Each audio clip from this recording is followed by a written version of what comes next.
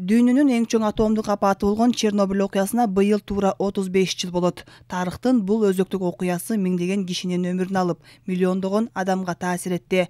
Кырсыктын курмандыгы болгон кыргызстандык 5 адамдын тагдырын чагылдырган драма Борбор калаада коюлду.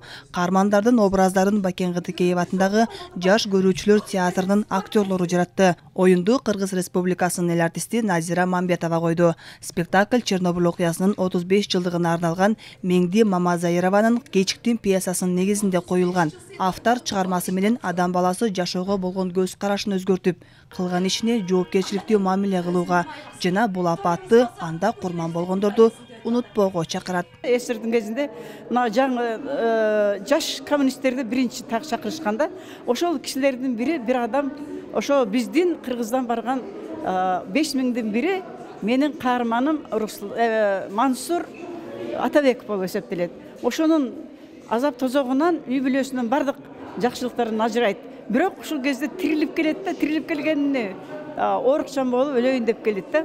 Ушул элге берейин деген, элдин эч качан ушундай апатты болтурбаган аракет кылыш керек. Муну эч качан унутпаш керек. Ошол кырсыктын азабын бүгүнкү күндө тартып аткан адамдар бар.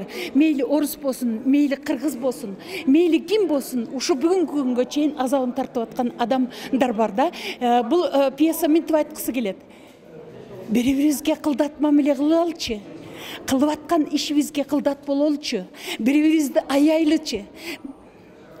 Кандай иште болбосок дагы жаңылышпайлычы бул жашоодо деп эскертип атат бизге. Ошол эскерүүнү баарыбыз кылдаттык менен мамиле кылып кабыл алып коелу.